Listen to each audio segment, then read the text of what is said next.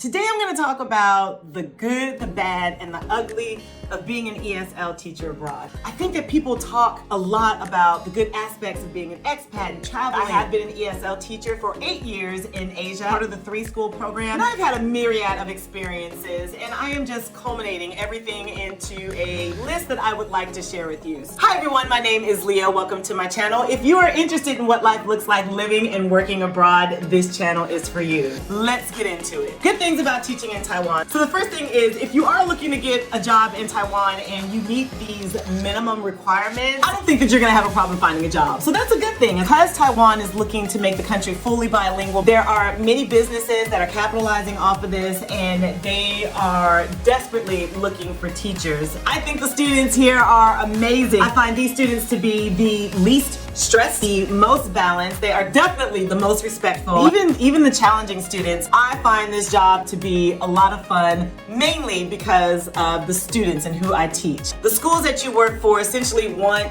you to see Taiwan in a good light, so they will make sure that they foster that relationship. At least that has been my experiences teaching here. I also feel like this is a job where the less serious you are, the more connection you will have with your students. I got that out of the way a lot faster than what I thought. Now let's move on to the bad. When I say bad, these are things that may be a shock to teachers that are coming in. It's not necessarily that they're horrible so much as it is that there needs to be an adjustment or not made. Communication or lack of. I think Taiwan takes last minute communication to a whole other level. So communication comes in all forms, and it's usually chaos by the time it gets to you. So examples of these: no one gives you a calendar about the holidays, and then you find out that you have to work on Saturday. But people aren't told this when they're coming in. And then the last minute communication is like, why aren't you here? Why don't you have a lesson plan made? Well, nobody told me. And I think that there is a way that you can work that out with your school, but you're gonna have to be the initiator to make sure that you stay on top of it,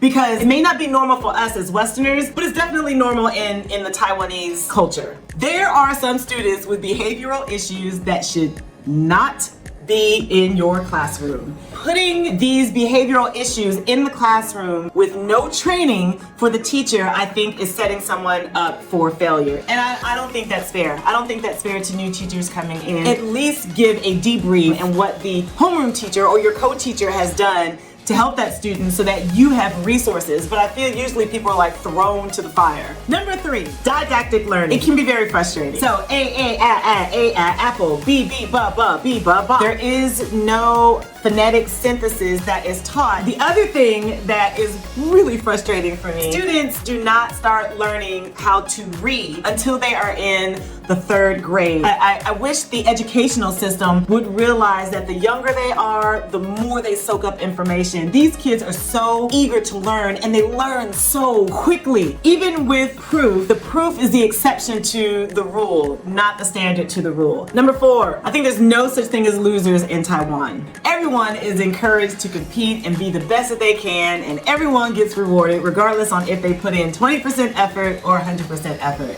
So what does that look like? No one fails a test. In certain schools that I have taught at, I am not allowed to give failing grades because it would do too much emotional damage to the student, even though they didn't prepare. The push for children to compete here puts a lot of anxiety on the student and doesn't teach them behaviors that will benefit them more being a part of the world. How to be gracious losers, how to practice resilience, how to deal with disappointment. None of that is practiced here, or at least I haven't seen it. Now, I'm not saying that this happens in every class that I have ever taught, but I am saying that it's really, really prevalent. To be the best is to be accepted. To be the best is to be acknowledged. Children here are not acknowledged for their sportsmanship. They're not acknowledged for their compassion. They're not acknowledged for trying their best. And the ugly.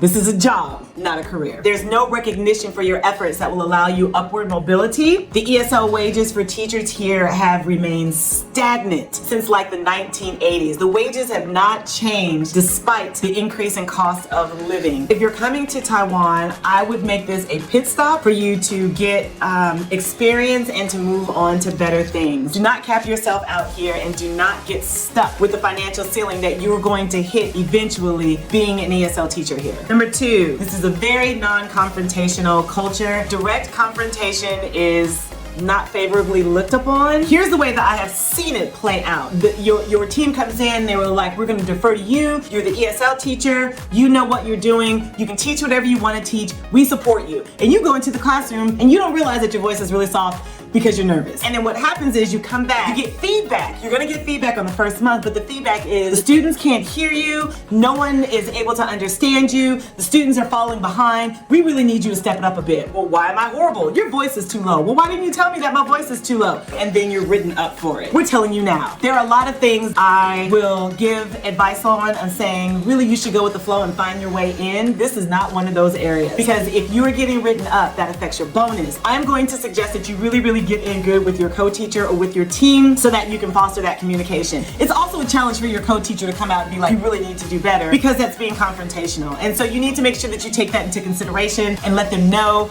that it is okay. Like, I prefer for you to tell me that I suck on day one so that I can get better, rather than you not saying anything to spare my feelings, because we don't do that. When I say we, I mean Westerners. We say what's up. Last thing that I find is the biggest culture shock is the parents' involvement in how they feel your Taiwanese counterpart should be teaching, what the teacher should be doing with their child is crazy. There is no delineation of personal hours and business hours. Teachers are getting texts at 9, 10 o'clock at night. Why did my child miss number 3 on this test? And not only that, if the parent feels strongly enough that their children are not learning the way that they should in the environment because of the teacher, they can sue. But my child has behavioral issues, not because we have a chaotic environment at home, but because your teacher doesn't know how to deal with this attitude. Your teacher is not prepared, and so they sue. They sue the teachers. When I first encountered this, was like, who are you? You're not gonna tell me what to do. What you don't see is what's behind the scenes. No one is gonna confront you directly because you are the foreign English teacher, but who they will take it out on is your co-teacher. And that may come in the form of a lawsuit, of your co-teacher not getting their contract renewed. And I have had to change and humble myself to be like, no, you don't. I'm the one that speaks English, blah, blah, blah, to making sure that my co-teacher got the support that she needed because of the stress that she was under, and to make sure her goals were being met through my assistance and be in English, rather than me coming in and saying like, I got this. It's more like, what are your goals? What do you need to do? What are your challenges? And how can I help? How can I help in that capacity of English? Keep that in mind, and you see your co-teacher that is burnt out, that doesn't want a relationship with anyone, that totally checks out, that leaves the room to get some peace and quiet or to get caught up on grading. I hope this has helped you. If there is anything else that you would like to know about teaching ESL or teaching in Taiwan, please feel free to leave me a message. I love the emails that I am receiving from you guys. I look forward to hearing from you. And you are thinking about moving abroad and you don't even know where to begin. If this is something that you want to pursue, you should check out this playlist.